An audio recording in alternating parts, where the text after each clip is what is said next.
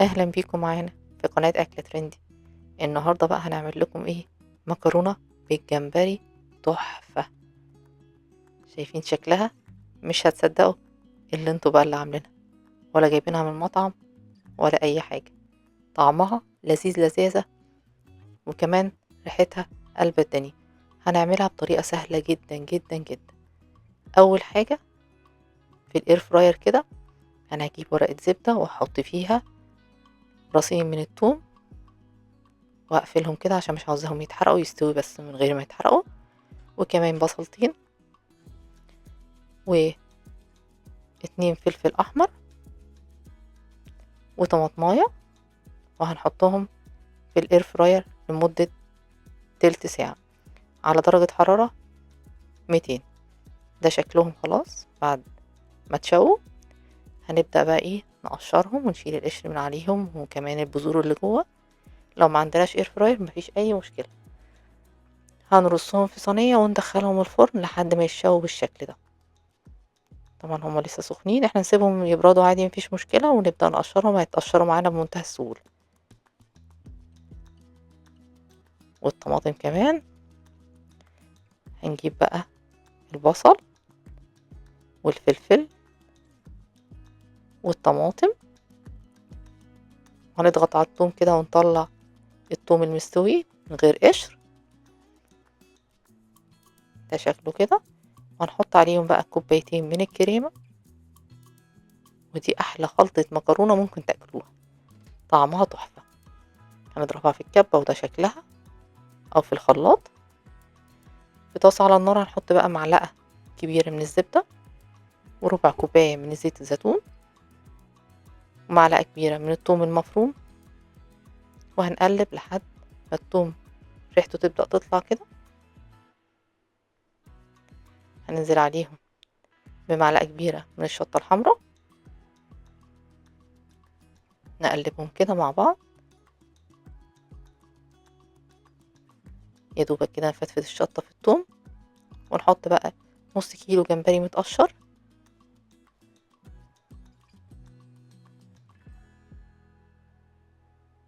وهنقلب. والنار بتاعتنا تكون عالية، مش عاوزة الجمبري ينزل مية.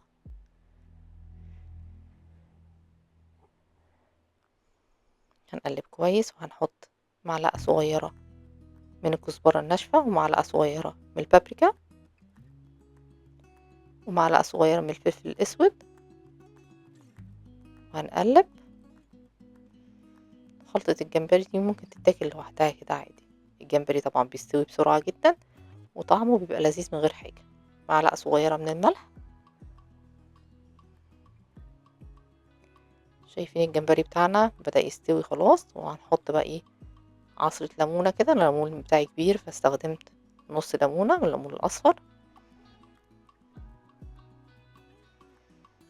الجمبري كده استوى معانا.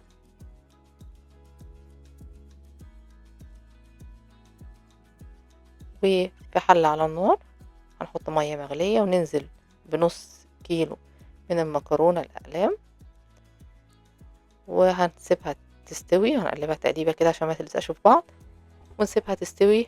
وانا مش عاوزاها تستوي على الاخر، يعني تبقى 3/4 سوا كده. هناخدها نصفيها. وفي طاسة على النار هنحط بقى ايه؟ ربع كوباية من الزيت، معاها ربع كوباية من صلصة الطماطم. ونقلبها كده يا دوبك الصلصة كده تسخن. هننزل بقى ايه؟ بالخليط الرهيب ده، طعمه حكاية. ونقلب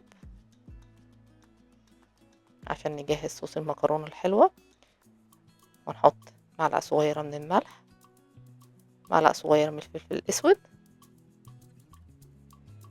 نص كوباية من المية كده عشان تخفف الخليط شوية. ونقلب.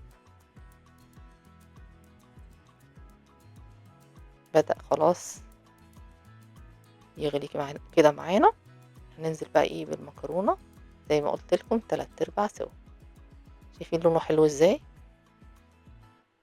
لونه كده بيبقى اورنج كده. طبعا اللون احنا بنتحكم فيه بالصلصة، بنزود او نقلل مع طبعا الفلفل الأحمر ونسيبه كده يغلي غلوتين عشان المكرونة طبعا تتشرب من الصوص كده. نهدي عليها النار شوية ونرص بقى الجمبري بتاعنا. انا حمرته شوية زيادة كمان، اللي بيحبه متحمر يعمله كده مشوي كده، واللي بيحبه يكون يا دوبك كده مستوي زي ما كان في الاول. دي حاجة بترجع لكم بقى، كل واحد وذوق. وانا مش حابة اخلط الجمبري مع المكرونة، انا هحطه كده على الوش شكله حلو يفتح النفس. هننزل بقى ايه برشة كده كزبرة خضرا. شوفوا الجمال بقى، بجد دي اسهل والذ طريقة مكرونة بالجمبري ممكن تعملوها. هتعملوها بطريقة سهلة جدا ومش تاخد مجهود خالص، وطعمها وريحتها حكاية. لو عجبكم الفيديو ياريت تسيبولي تعليق حلو وتعملولي لايك، ولو مش مشتركين في القناة اشتركوا في القناة. وبالهنا والشفا، اشوفكم في اكلة جديدة، مع السلامة.